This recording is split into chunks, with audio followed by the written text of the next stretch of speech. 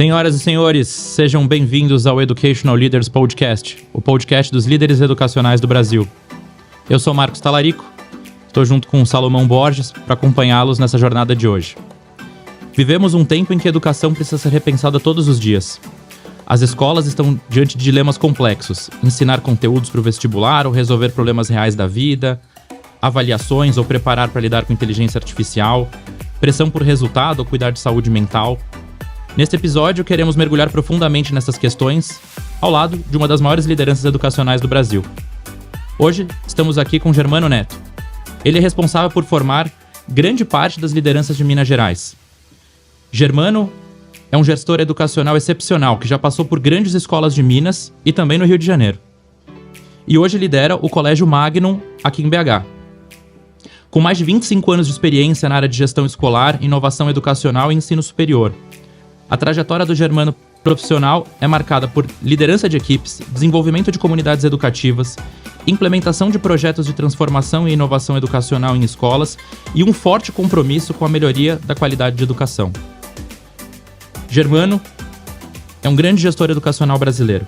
Nossa conversa será provocativa, aberta e honesta, colocando em xeque crenças e paradigmas sobre ensino, aprendizagem, gestão escolar, saúde mental e o papel real das escolas na formação das futuras gerações.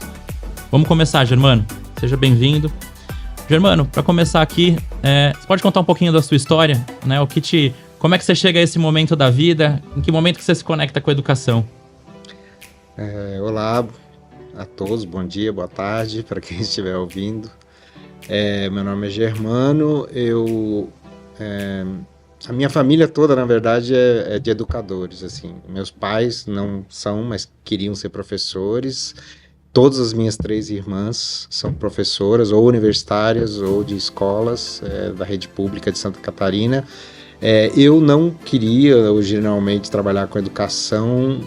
Eu sempre, desde criancinha, quis ser cientista, né? Então, eu fui, de fato, atrás disso e cheguei a fazer doutorado em... Sou agrônomo originalmente, depois fiz doutorado em genética, biologia molecular.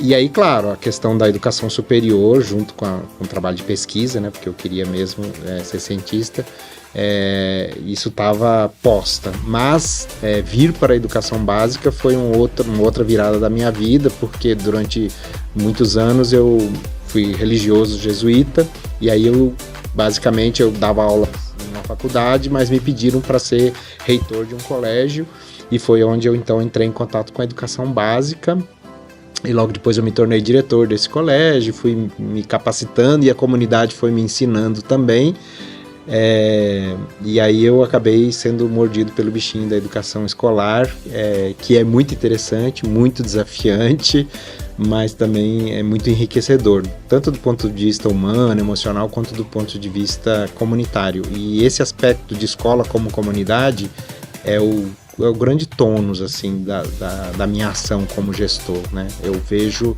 a escola não como uma instituição clássica, né? Apenas uma instituição dedicada apenas à instrução, mas eu vejo como comunidades de pessoas, porque eu acho também que a educação ela é dramática. Por que ela é dramática? Porque ela envolve o futuro, que é o futuro das crianças, ela envolve as expectativas e desejos das famílias com seus filhos, que é uma coisa muito forte, primária, básica, fundamental, humana, muito forte, e envolve profissionais que lidam com pessoas em formação e com essas expectativas das famílias e lidam numa instituição, seja ela pública ou privada, a instituição tem lá suas metas, seus objetivos, e o educador, então, ele se envolve muito profundamente com dramas humanos, né? Comportamentos, atitudes, conquistas, conflitos, e isso é muito dramático, né? Eu falo aqui dramático não é num sentido ruim, é num sentido do drama da vida humana mesmo, da profundidade, da intensidade das expectativas de felicidade, de realização das pessoas. E agora um recado rápido dos nossos apoiadores. Se você faz parte dos brasileiros que querem transformar a educação do Brasil, você não pode ficar fora da Educa Week. As maiores lideranças do setor público e privado se encontram para propor soluções e discutir os desafios. De 8 a 11 de outubro, na Educa Week em São Paulo. Acesse educaweek.com.br.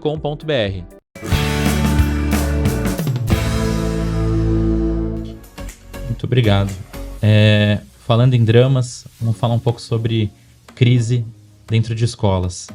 Você, um gestor educacional com mais de 25 anos, passou por muitas coisas e desafios complexos.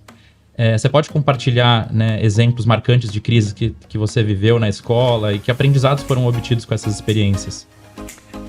Crise, assim, quem trabalha com escola, se não tem uma hoje ou essa semana, vai ter uma na semana que vem ou no mês seguinte.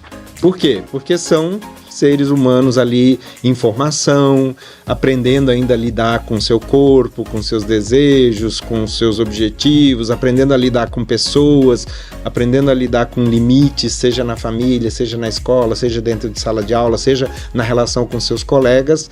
Então, a chance de acontecer uma crise numa escola, seja uma crise de conflito relacional com o professor, entre alunos, família e escola, seja uma crise por alguma questão física, estrutural, um acidente, alguma coisa que pode acontecer, sei lá, cair de uma escada, ou uma arquibancada desabar, ou alguma coisa assim, sempre pode acontecer alguma coisa nesse nível. Ou ações agressivas, sejam de alunos, sejam de pessoas externas, que é uma preocupação que infelizmente a gente tem que ter mais. Então, uma crise em escola pode ser, por exemplo, um acidente, que pode ser um acidente grave, isolado, ou de um grupo de alunos. Pode ser dentro da escola, pode ser fora da escola, pode ser próximo da escola, pode, por exemplo, haver um atropelamento perto da escola por alguma fatalidade, e isso pode estar relacionado, sei lá, com a presença ou não de uma faixa de segurança, a presença ou não de um vigilante, a presença ou não de algum cuidado por parte da escola. Às vezes não é por parte da escola, mas como está envolvido ali a questão do poder público com a escola acaba tendo que se responsabilizar ou é responsabilizada por alguma coisa. Crises por comportamentos de aluno, por exemplo. Hoje em dia, quem lida com adolescente pode ter alguma coisa relacionada, por exemplo, a redes sociais, bullying, outras coisas que se tornaram presentes na vida das escolas, como, por exemplo, a questão das apostas, principalmente para adolescentes e principalmente meninos, as apostas online, que podem se tornar uma crise grave, seja por envolvimento de colegas, seja por algum tipo de comércio que pode haver entre eles, seja pelo modo como os pais se relacionam com o filho nos termos financeiros, a liberdade que o filho tem para lidar com finanças ou com algum dinheiro da família, ou algum cartão de crédito, alguma coisa assim. Outros tipos de comportamento, como por exemplo festinhas, às vezes envolvimento de álcool, e aí acontece uma dinâmica entre os alunos com isso, ou por exemplo outras coisas que são perigos agora para a saúde juvenil, como, sei lá, a questão do vape, por exemplo, Vape é aqueles cigarros eletrônicos que não tem cheiro, não tem... essas coisas todas afetam profundamente os alunos, mas às vezes afetam muito mais as famílias, porque às vezes as famílias não têm exatamente a noção do que os meninos estão, principalmente os adolescentes, do que eles estão envolvidos, seja nas festinhas, seja com outras questões, como por exemplo a questão das apostas online. Para crianças menores, geralmente pode ser alguma questão de mau uso do celular, de rede social, ou, por exemplo, jogos online que pode ter ali algum tipo de situação, sei lá, pode ter um predador ali, Pode ter situações que induzam eles a gastarem dinheiro, a comprarem, sei lá, créditos, prêmios atrás de... Isso também pode acontecer, dependendo de como a família trabalha a questão da regulação financeira de uma criança, sei lá, de 10 anos, por exemplo. Sim. Bom dia, Marcos. Bom dia, Germano. Muito obrigado pela presença, Germano. No dia a dia, nós estamos frequentemente conversando com vários diretores e a gente percebe que talvez, se não o maior, um dos maiores medos é a crise. E como se relacionar com a crise, como comunicar às famílias, como comunicar aos alunos sem gerar pânico. Isso. Como você enxerga isso com sua vasta experiência? Como preparar essa equipe escolar para enxergar, entender melhor a crise e lidar melhor nessa comunicação com as famílias, com os alunos, sem gerar aquele apavoramento, pânico? Obrigado, Salomão, por essa pergunta. Ela me ajuda a estruturar um pouquinho esse pensamento, assim, até na linha de algumas dicas. Primeiro, crise vai acontecer. Então, algumas crises são mais previsíveis que outras. Por exemplo, uma crise de bullying ou cyberbullying, uma crise de conflito grave de grupos ou entre alunos, ou uma crise entre aluno e professor, ou uma crise entre escola e família. Essas crises vão acontecer. Então, por exemplo, cyberbullying, né, ou bullying. Isso existem protocolos de prevenção e combate ao bullying. Então, toda escola precisa ter o seu protocolo, né? E hoje em dia é muito fácil construir esses protocolos, porque já tem muita gente especialista nisso, mas também tem uma gama de informações muito boa disponível gratuitamente. Então, qualquer escola não precisa ter um especialista em crise ou um psicólogo, alguma coisa. Os próprios gestores, eles podem construir, sim, um bom plano de prevenção e combate ao bullying, por exemplo, né? E aí, o que acontece? Se acontece uma situação grave, uma crise envolvendo bullying, você já tem um protocolo, e esse protocolo orienta, por exemplo, ações imediatas, proteger a vítima. Primeiros passos. Proteger a vítima, comunicar com os alunos, comunicar com as famílias, e aí tem todo o protocolo, comunicar ao conselho tutelar, tem todo um protocolo, né?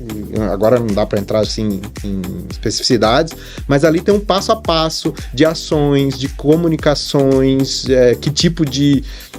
como tratar o assunto, que nível, porque às vezes pode ter uma questão de exposição ali de adolescentes ou de menores, né? Então, como tratar essa questão da proteção da identidade, da privacidade, ao mesmo tempo em que lida com a crise. Esse é um aspecto muito importante. O outro é agir rápido. É preciso agir rápido, mas não, de preferência, agir rápido não pode significar agir, vou usar uma palavra aqui meio antiga, destrambelhadamente, ou seja, agir de qualquer jeito, porque aí você pode piorar a crise se você não se comunicar bem, né? Então, a comunicação também, a ação rápida, proteger a vítima, investigar, e aí comunicar-se rapidamente com os alunos, com as famílias, com os outros educadores, é muito importante. E também a transparência na comunicação. Transparência não quer dizer que você vai falar tudo, mas cada um a informação que lhe é devida. Então, aos pais, as informações que precisam ser dadas aos pais para que eles tenham uma real noção da situação. Aos alunos aquilo e aos educadores também o que lhes cabe. E agir com transparência, com cuidado nessa comunicação, com rapidez e transparência. Depois, tomar ações efetivas, ou seja, eu prometo, eu vou lidar com isso, pode deixar que eu vou resolver. Não, eu vou resolver assim, assim, assim, vou resolver até amanhã isso, até semana que vem aquilo, né? E dá o prazo, dá o tempo de resolução. Então, me parece que os três principais pontos, né, são esses, né? Agir rápido, comunicar-se bem e encaminhar as soluções, dando os prazos assim, bem para a comunidade, para as famílias, dando os prazos. Depois, é bom que a escola ela já tem um mapeamento de riscos possíveis, né? Por exemplo, você sabe lá que você tem um número de quadras, essas quadras podem ter degraus, podem ter arquibancadas, podem ter, uma pode ser mais lisa que a outra, ou pode ter um poste meio próximo, que é um perigo. Então, assim, você já mapear, por exemplo, questões de estrutura física, riscos físicos. Depois, os riscos de relacionamento. Então, o que acontece quando uma família, por exemplo, sei lá, chama a polícia porque não concordou com algum procedimento da escola? Pode acontecer, né? Já aconteceu, de a gente suspender um aluno, a família não concordar de jeito nenhum e achar que, né, tem que chamar a polícia para fazer isso. E a polícia foi na escola? A polícia foi na escola, mas a polícia ficou assim, Desatada. ficou surpresa. Não, a polícia ficou surpresa porque, gente, o aluno fez isso, foi suspenso e a família chama a polícia. Então, assim, o policial ficou constrangido, obviamente, falou, se lamentou, né? Eu vejo o que vocês passam, mas pode acontecer. Então, assim, a escola ela tem que mais ou menos prever os riscos, né? Seja na parte física, riscos de segurança física. Uma coisa que eu esqueci de falar, podem ter crises relacionadas a questões de saúde, por exemplo. Hoje em dia tem a questão da coqueluche, que tem aparecido mais nas escolas. Antigamente era piolho, né? Não, piolho, né? Piolho, as famílias até que mais ou menos nem interpretam tanto como crise. Mas, por exemplo, coqueluche, pode ter um caso, por exemplo, né, de tuberculose, pode ter, sei lá, espalhar ali, Covid já não está mais tanto, mas pode ser um caso assim. Então, questões de saúde também. E aí tem os protocolos públicos, como quando é um caso de coqueluche, por exemplo, como que eu devo agir, né? Comunicar ao poder público, tomar tais procedências, avisar as outras famílias que, olha, dia tal nos foi notificado que tal criança está com coqueluche, né? Então, e aí depois avisar as outras famílias. Aí o poder público ele pode querer uma lista de quem teve contato, né? Por exemplo, no caso da coqueluche ou da tuberculose, o poder público quer saber como foi, quem teve contato, tal, para monitorar e tal. Então, esse tipo de crise, por exemplo, de saúde, em algumas questões de saúde também, a escola pode identificar. Aí, crise de relacionamento e tal. Então, ela vai classificando conforme o risco. É um risco alto, um risco moderado, um risco leve, né? Ataque é uma coisa gravíssima, né? Infelizmente, temos já casos no Brasil, mas então um risco que é uma coisa muito grave, é baixo, mas é grave, então qual é o procedimento a fazer? A gestão desse risco. Ataque, né? Um ataque pode ser atentado, pode ser de um aluno, pode ser de um agente externo, então é de alta gravidade, né? A chance de acontecer é baixa, mas sendo de alta gravidade, então que procedimentos tomar, tal, né? E falando um pouquinho intensificando a questão da saúde, mas agora entrando um pouquinho na saúde mental. Hoje se discute muito essa questão da saúde mental das crianças. O mundo parece que está mudando, né? Como é que você enxerga? Existe um motivo? Como que você enxerga isso em relação, primeiro, aos estudantes? É um mundo muito mais complexo, muito mais caótico, muito mais veloz, com meios de interação que explodiram, por exemplo, as relações humanas mais próximas e tradicional, que é a relação pais e filhos, a relação familiar, a relação escolar, que era muito mais face a face, agora ela está permeada por outros tipos de relações, que é a relação midiática ou digital, né? E aí as crianças acabam... E aí a questão digital, né? Não é só culpar a questão digital, a questão da tela, mas a questão digital, ela permite às pessoas comportamentos de que provavelmente elas não teriam face a face, né? Então, o que se diz, como se diz, o que se faz, por exemplo, sei lá, um menino tirar uma foto esquisita de outro, né? E aí transformar aquilo num meme, né? E aí aquilo afetar profundamente a outra pessoa, enfim, tem muitas formas de se relacionar com as pessoas, além daquilo que a gente percebe no face a face, no corporal.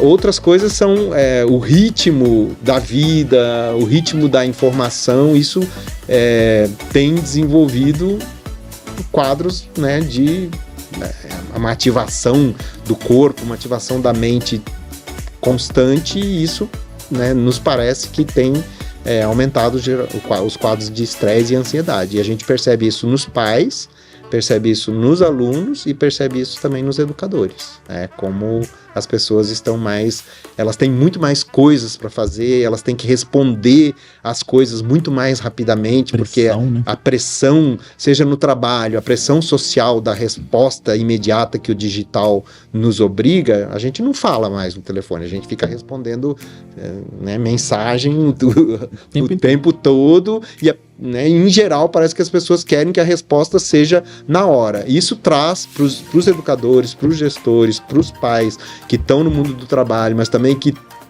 estão muito absortos e muito exigidos nesse mundo do trabalho em termos de velocidade, produtividade, mas ao mesmo tempo eles têm que cuidar de 1, 2, 3 ou 4 filhos, né? E eles também usam, né, esse tipo de interação midiática para monitorar e tal. Então a velocidade com que a gente tem que responder a muitas situações diferentes. É trabalho, é relações pessoais, é família, é o cara do Mercado Livre que está lá. Opa, falei um merchandising aqui.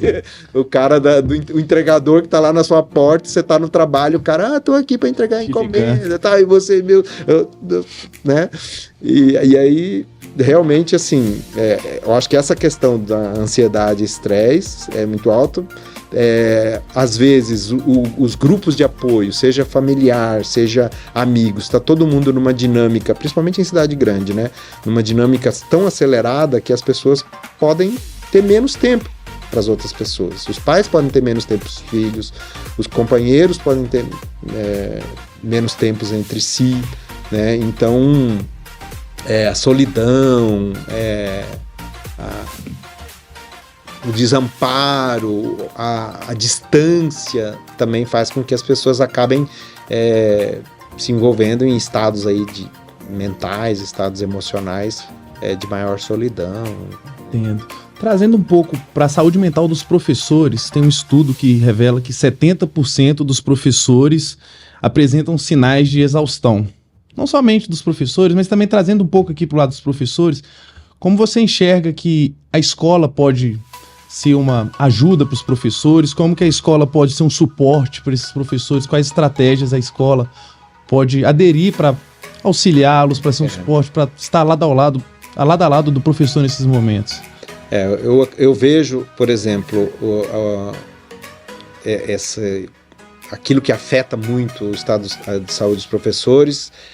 Tem algumas coisas que são sistêmicas, como, por exemplo, a profundidade, a extensão e a velocidade dos currículos, o nosso sistema educacional, o que ele pede, o tanto de conteúdo, o tanto de habilidades, e aí ao mesmo tempo que você tem exigências e formas do currículo se desenvolver, você tem uma grade curricular que é em tempos de aula de 45, 50 minutos, e aí você tem um currículo, né, que a escola vai exigir do professor que desenvolva esse currículo num certo tempo, com tais e tais atividades e tal. Então tem um lado sistêmico que vem do modo como é concebido o nosso sistema educacional e, portanto, nossos currículos e, portanto, as atividades de ensino, aprendizagem e avaliação.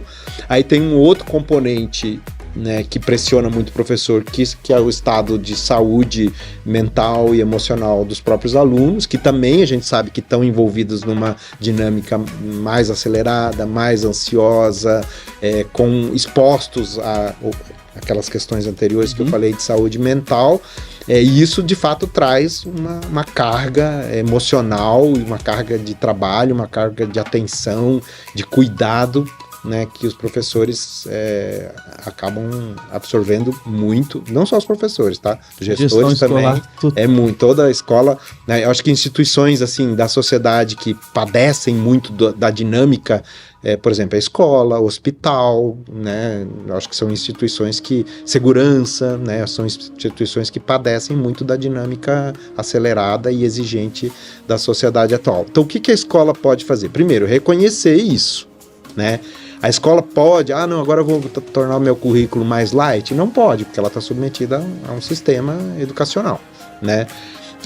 Mas ela, primeiro, reconhecendo isso. Segundo, abrindo espaços de partilha, criando e inovando modos de trabalhar em grupo, trabalhar em conjunto. Algumas coisas da inovação educacional, elas podem ser libertadoras para o professor. Por exemplo, um bom banco de dados, um bom banco de itens. Ele vai ajudar muito o professor, que o professor, em vez de ter que elaborar lá cada item, ele pode, tem sistemas automatizados, com inteligência artificial, em maior ou menor grau, que vão ajudar. Então, isso ajuda o professor na hora de preparar um exercício, de preparar uma prova, de preparar um material, isso ajuda. Outras coisas, por exemplo, a escola pode fazer no nível do clima escolar, né? Só que isso, claro, exige também uma certa capacitação. Então, como que eu faço uma assembleia de turma para discutir problemas de relacionamento, fazer combinados da turma? Existem formas já estudadas, concretizadas, dinâmicas sociais, dinâmicas psicopedagógicas que permitem com que você faça, por exemplo, uma assembleia de turma de acordo com um método, e isso vai ser muito eficaz, né? Ou você pode fazer uma reunião ali e a reunião não ser eficaz. Trabalhar em grupo, tem jeitos, estudados já de fazer com que os grupos sejam eficazes.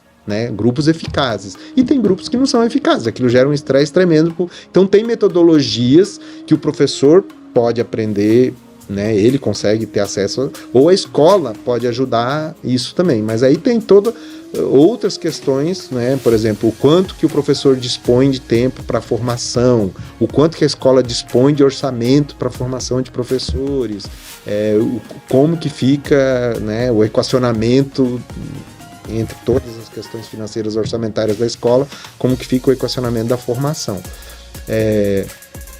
Como comunidade, existem várias soluções, pode ser assim, de engenharia social, de engenharia de grupo, de trabalho em grupo, que não são muito caras, mas elas precisam de criatividade, elas precisam de atenção e elas precisam que os gestores saiam do apagar incêndio para pensar, poxa, eu tô com muito problema de relacionamento aluno-professor, de dinâmica de turma, de clima de sala, de controle de sala de aula. Então, quais as ações, será que responder a isso sempre no grito, sempre na ameaça, sempre na ocorrência, no lançamento de ocorrência, da punição é o melhor jeito? Ou existem outras maneiras que o professor também consiga lidar com a dinâmica de turma e com a disciplina ou indisciplina, a civilidade ou incivilidade de outro jeito? Então existem soluções, nem sempre são muito demoradas, nem sempre são muito caras, que tanto a escola quanto o professor podem conversar juntos sobre essas soluções. E isso pode ajudar muito. E agora um recado rápido dos nossos apoiadores.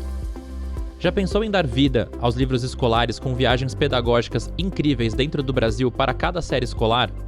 E internacionalizar sua escola com experiências nas melhores universidades do mundo?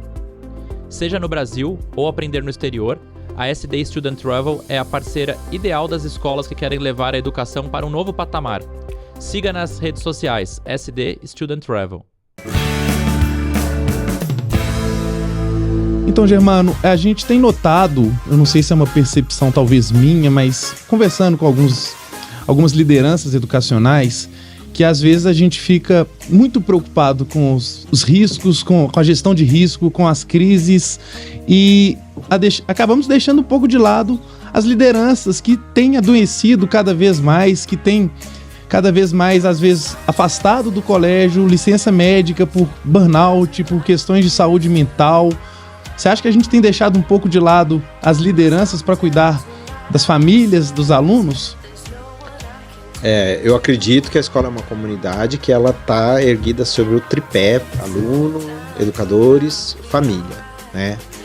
Mas o pessoal de educação, as pessoas que trabalham de educação, também me parece, por essa dinâmica social, pelas especificidades da educação que envolve muito a questão do cuidado, e aí pelas pressões, né, de resultados, de metas, pressões orçamentário-financeiras, pressões de resultados acadêmicos dos alunos, de cumprir o currículo e tal, os gestores e educadores, sim, eles estão expostos a uma dinâmica adoecedora. né? E aí é a questão do como cuidar de quem cuida e o quanto, diante do apagamento de incêndio, né, diário, né, que a gente já viu as razões do quanto que, né, as pessoas têm que ficar apagando incêndio diariamente, intencionalmente cuidar de quem cuida, ou seja, cuidar dos gestores, cuidar dos professores, cuidar dos educadores todos da escola, é um caminho que as instituições, a sociedade, mas as instituições e as pessoas responsáveis, elas têm que cada vez mais estruturar, né? Então, eu gosto dessa frase, cuidando de quem cuida. E cuidando de quem cuida tem jeito de fazer, né? Por exemplo, reconhecer os problemas, reconhecer que a exigência do tempo e do currículo e dos métodos e dos materiais é essa e é alta, reconhecer as questões complexas, difíceis da relação família-escola que impactam muito os educadores, né? Escola privada, por exemplo, tem sempre a questão de retenção e captação de novos alunos e tal.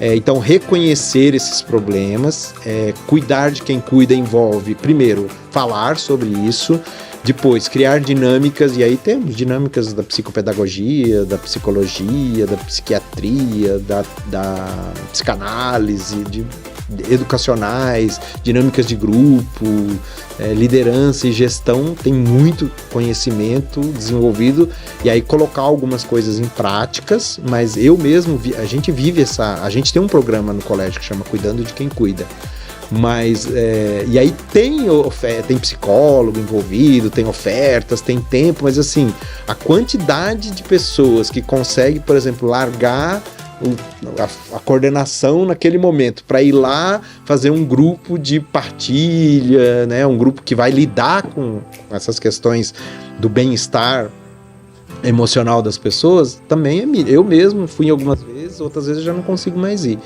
e esse é um grande desafio, né? Então a gente precisa reconhecer, precisa cuidar, precisa colocar os meios, e depois a gente precisa cuidar de que as pessoas consigam participar, consigam se ajudar, consigam entrar num processo de cura, por exemplo, né, de cuidar.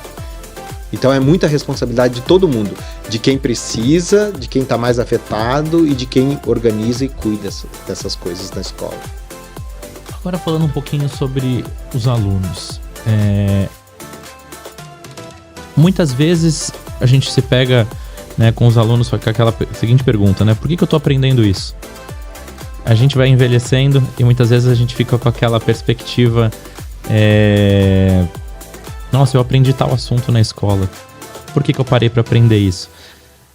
Você enxerga que há uma necessidade de mudança do sistema educacional para que aquilo tenha mais propósito da vida dos alunos? Como é que você enxerga hoje o sistema educacional brasileiro deste ponto de vista? Tem algumas coisas que são básicas, que soma, divisão, coisas básicas, relações, leitura de gráficos, que assim, não tem, são fundamentos da construção do conhecimento, né? Certas habilidades. Certos conteúdos, se eles não puderem ser retirados do currículo, sei lá, lidar com questões relacionadas à corrente elétrica, por exemplo, né? Ou a biologia molecular, que hoje, na minha época, a genética era Azão Azinho, Bezão Bezinho e tal, não tinha. Hoje em dia os meninos têm que estudar biologia molecular, tem que saber o que é uma enzima de restrição, o que é um telômero, e como que funciona e tal. Então, assim, as coisas ficaram muito mais complexas. Então, se não se consegue retirar certos conteúdos, esses conteúdos têm que ser lidados com que eu gosto mais dessa linha da aprendizagem significativa, né? Então, assim, até que ponto essas questões da biologia molecular estão relacionadas, por exemplo, com a crise do Covid, ou um vírus tal, ou uma doença tal, ou seja, é o mesmo assunto que está envolvido, por exemplo, na produção de uma vacina que pode ser tratada de forma mais significativa do que passar ali páginas e páginas de um conteúdo chatíssimo, por exemplo, sobre, sei lá, enzimas ou enzimas de restrição, engenharia genética e coisas assim. Então, ajudar os alunos a perceber o significado disso. Outras habilidades, por exemplo, em vez de adquirir informação o tempo todo, e a gente não consegue mais porque é muita informação, aprender a lidar melhor com a informação, né? Aprender a gerir conteúdos, a relacionar conteúdos, a pesquisar em fontes fidedignas. Então, a curadoria e o cuidado da informação é mais importante do que a aquisição de quantidades gigantescas de informação que a gente não tem capacidade de reter. Que daqui a pouco, se me perguntar qual que é a fórmula de não sei o que eu estudei no segundo grau, não sei mais. Agora, eu sei pesquisar se eu sei que eu tenho que resolver um problema, x mais y vezes 2 igual ao resultado que eu quero, e eu não me lembro mais como fazia essa equação, eu tenho que ter condições de ir lá procurar para resolver esse problema. Metodologia, então, né? Eu acho que ensinar as pessoas a lidar com a informação, com o excesso de informação e com um conhecimento que é múltiplo, variado, profundo e transdisciplinar, multidisciplinar, coisas assim. Você tocou num bom ponto, essa questão da informação, porque a informação ela tá full time com todo mundo, celular, redes sociais, a gente está recebendo informação, essa cuidadoria da informação realmente é muito importante. Você acredita que hoje as escolas no âmbito nacional, talvez mundial, elas têm preparado os alunos para competir ou colaborar? Porque a gente percebe que muitas vezes está mais para competir, não para colaborar. E qual das duas você acha que realmente o mundo precisa mais hoje? Eu acho que tem perfis de propostas educativas. Tem perfis que são estritamente competitivos, né? E alguns são muito antiquados e pobres, como, por exemplo, você tem que ter tal e tal resultado em provas e testes e notas, e é extremamente competitivo nesse sentido. Agora, o lado competitivo, ele também tem suas vantagens. Por exemplo, ele mostra para um aluno, sei lá, se eu faço uma Olimpíada de Matemática e eu consigo me situar ali no meu colégio como eu tô, na minha turma como eu tô, no Brasil como eu tô, porque pode ser hoje em dia com os meios digitais você faz uma Olimpíada nacional ou até mesmo internacional, isso é interessante, porque se o aluno se interessa, por exemplo, tem uma Olimpíada que chama Olimpíada Nacional de Eficiência Energética, que é uma coisa transdisciplinar. Então, é uma Olimpíada, é uma competição, mas assim, é transdisciplinar, o aluno se envolve com questões de matemática, de energia, de fotossíntese, de fótons, de voltaica, de elétrica e tal, geração de energia, e ele vai se aprender de uma forma muito dinâmica e multifacetada. E também se preparar para uma coisa tão desafiante como uma Olimpíada multi ou transdisciplinar também leva ao aspecto da colaboração. Eu vejo nas escolas, dependendo do perfil das escolas, sim, alguma coisa ainda de você tem que ter tais resultados e você tem que ter um resultado melhor que os seus colegas, ou que pelo menos 100 dos seus colegas futuros, né? Mas eu vejo também muitas dinâmicas de colaboração. Por quê? Porque muitas habilidades propostas nos currículos, elas são habilidades que exigem, sim, colaboração. Elas exigem cooperação. E agora, aprender a lidar com a cooperação efetiva é uma tarefa da escola, dos educadores, porque não adianta nada. Faz um grupo aí e resolve esse trabalho. Esse grupo pode ser ineficaz. Esse grupo pode não ter uma... Então, ter mecanismos como, por exemplo, trabalhos em grupos bem estruturados. Um laboratório, hoje em dia muitas escolas têm um laboratório maker, por exemplo, que ensina os alunos a aprendizagem significativa, ou seja, lidar com um problema real, encontrar significado naquilo, resolver o problema em conjunto. Para resolver o problema tem que se comunicar bem, tem que expressar seus pensamentos, tem o conhecimento científico que é necessário para resolver aquele problema. Essa é uma dinâmica de aprendizagem, de boa aprendizagem significativa e também de aprendizagem colaborativa também. E isso ensina essas habilidades. Agora, sem dúvida que numa sociedade de conhecimento explosivo, a cooperação vai se tornar cada vez mais importante. E aí a gente vai ter a cooperação pessoas a pessoas, e aí a gente consegue ver pela inteligência artificial como que a gente consegue cooperar, colaborar, né, muito melhor fazendo perguntas e se colocando em certos papéis quando você lida com, sei lá, alguma tecnologia de inteligência artificial. O nível de colaboração e o tipo de colaboração, e que até pega muito mais o emocional da pessoa, que agora é possível com essas tecnologias de inteligência artificial, ela nos leva a colaborar melhor também com a inteligência artificial, com as máquinas, a interagir melhor, né? Muito bom. Mudando um pouquinho o foco da nossa conversa, agora indo um pouquinho para a parte de gestão e marketing educacional. Qual que é o papel hoje do marketing educacional nas escolas? Que desafios e oportunidades que você enxerga para os gestores das escolas que hoje estão nos ouvindo, para que eles possam, né? Para isso eu vou retomar aquele aspecto, dois aspectos que eu já falei antes, que é o aspecto comunitário da escola, que envolve muita questão da confiança. Então, para que marketing melhor, que é a questão da confiança, né? Relacionar-se. Tá, você é uma escola, você precisa captar alunos, precisa reter alunos, mas se eu construo um ambiente que eu chamo de comunidade escolar, onde, sim, tudo isso que a gente falou que vai acontecer, mas também a confiança, vai se desenvolver como comunidade, para que melhor marketing do que esse, que é um relacionamento profundo, verdadeiro, interessado no desenvolvimento das crianças e jovens. Então, esse aspecto comunitário e o aspecto dramático, né? E o aspecto dramático traz o aspecto emocional, aquele aspecto dramático que eu falei no início, traz o aspecto emocional dos alunos, das famílias e dos educadores. Então, para eu construir uma comunidade que ela é influenciadora, porque ela tem uma dinâmica tão bacana que ela influencia as pessoas, e as pessoas reconhecem o valor daquilo que está acontecendo ao redor da aprendizagem, ao redor da avaliação, ao redor dos conteúdos. Aí as pessoas conseguem reconhecer valor mesmo, não preço só, mas valor, né? E eu acho que se o marketing for nessa linha, né, da construção de relações de confiança, que são as relações que hoje em dia chama de influenciadores, ou seja, eu confio naquela pessoa porque ela me parece, depois tem as frustrações que a gente acaba vendo aí e tal, mas que eu confio naquela pessoa porque ela me parece falar coisas ou fazer coisas que eu vejo como interessantes, eu vejo resultados na minha própria vida. Então, eu acho que o marketing nessa linha, né, da construção de relações pessoais, de relações de confiança, de cuidado, e que as pessoas veem significado na vida delas, é o melhor.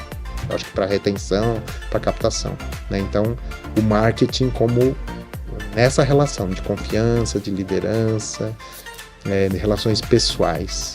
Eu acho que é uma coisa bem geral assim, mas eu acho que seria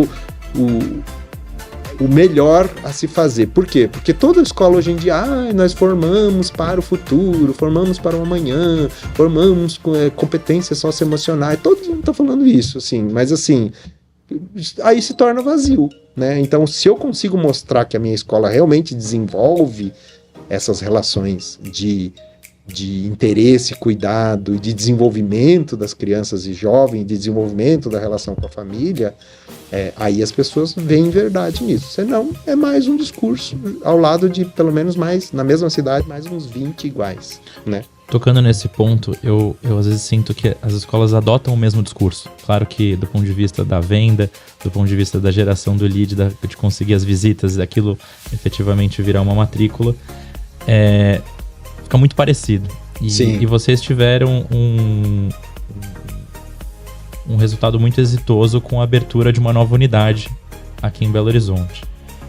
E como é que você enxerga que as escolas conseguem crescer, expandir e inovar sem perder a alma e o propósito inicial daquele sonho que, né, começou há muitas vezes há décadas atrás? A escola ela tem que realmente, para ela conseguir se expandir, né, e se propor em outros ambientes, ela tem que ter uma solidez como solidez de marca, digamos assim, mas que representa o quê? Representam modos de fazer as coisas, comportamentos, como que a escola se relaciona com o conhecimento, por exemplo, é mais competição, é mais colaboração, como se relaciona com as pessoas, daqui desse balcão ninguém passa, ou a porta do diretor, do coordenador está aberta para os alunos, está aberta para as famílias, a escola responde rápido quando interpelada, né, pelas famílias, por exemplo, ou por uma pessoa externa que quer conhecer, mesmo até um fornecedor e coisas assim. Então, se a escola, se ela for consistente nisso, ela tem eu chamo de vitalidade, ela tem a vitalidade para crescer, vitalidade para se expandir, e ela vai ter até a coragem para se propor em novos lugares, como por exemplo o Magnum, ele é de uma região da cidade, da região Nordeste, lá tem uma dinâmica, né, daquela região da cidade, e aí ele se propõe como escola para uma outra região da cidade que tem outras características, sejam demográficas, sejam socioeconômicas, e também que tem os competidores ali, né, que tem uma tradição grande, né? Então, assim, a nossa escola tem essa força, essa vitalidade para se propor? Sim, temos certeza que tem. O que nós vamos propor para esse novo mercado, essa nova região da cidade, esse novo público? Vamos propor aquilo que a gente tem de mais essencial, né? No caso do Magnum, a gente sabe que a gente é uma comunidade escolar forte, que a gente tem bons resultados, que a gente é muito batalhador para resolver, né, todos os problemas do dia a dia, e a gente é bem sucedido nisso, né? Então, esse empenho, essa energia, essa vitalidade para construir esse tipo de escola, a gente tem. Então, a gente quer construir isso com outras pessoas em outros lugares, mostrando aquilo que a gente que é o valor, basicamente, né? Interessante que uma dica aí para quem tá em casa que acabou de te ouvir, me traz o posicionamento claro de quem você é, né, para a comunidade. Acho que isso é muito bacana. Exato, Caminhando para a reta final desse podcast, que foi muito, muito enriquecedor, né? Parabenizo pela nova unidade, estive lá, fantástica, parabéns, parabenizo toda a equipe do Magnum. E pensando um pouco no legado que o Germano Neto quer deixar como um gestor escolar, como uma pessoa, um líder educacional, o que profundamente você gostaria que os alunos e professores se lembrassem quando ouvissem falar de Germano Neto daqui a muitos anos? Eu acho que aconteceu já na minha vida de diretor escolar algumas coisas que eu acho que é a essência do que eu sou e do que eu quero como educador, que é de uma escola, né, aqui de Belo Horizonte, uma grande escola, que eu fui diretor. E aí um dia, anos depois, eu estava num restaurante e aí chega um senhor e vem, me cumprimenta e tal, e eu não sabia exatamente quem era e tal, e era um pai de aluno dessa escola, e que numa crise lá com o filho, né,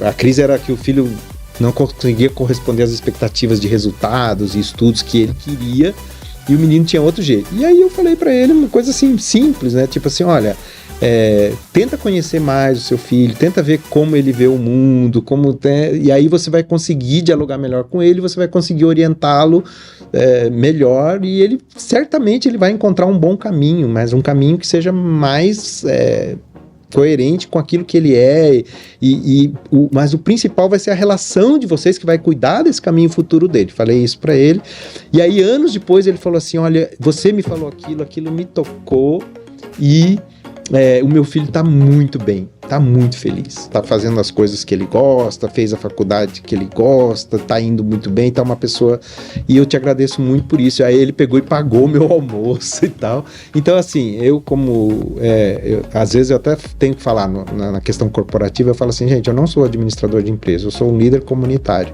então eu como gestor, eu me encaixo melhor, né, nesse aspecto do cuidado da comunidade, cuidado das pessoas, que é muito difícil, que nem sempre eu tenho os recursos, mas que é onde eu consigo investir mais a minha energia e eu consigo encontrar mais significado, mais amor, mais abertura, mais liberdade e menos durezas administrativo-financeiras, que a gente, como diretor, todo mundo tem sempre que enfrentar também. E agora um recado rápido dos nossos apoiadores. Se você quer saber o que as maiores lideranças educacionais pensam e estão fazendo para transformar a educação do nosso país, siga nas redes sociais do Educational Leaders, grupo de líderes educacionais do Brasil.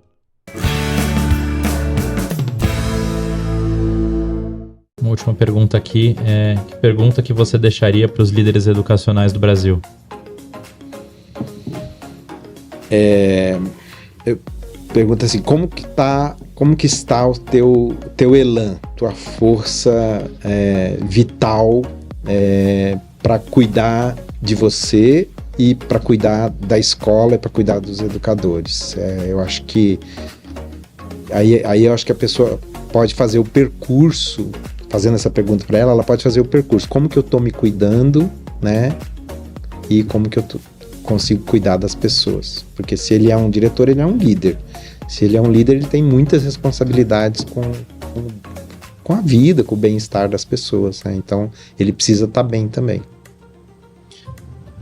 Muito obrigado, agradeço, Germano, Salomão. Senhoras e senhores, esse foi mais um Educational Leaders Podcast, o podcast dos líderes educacionais do Brasil.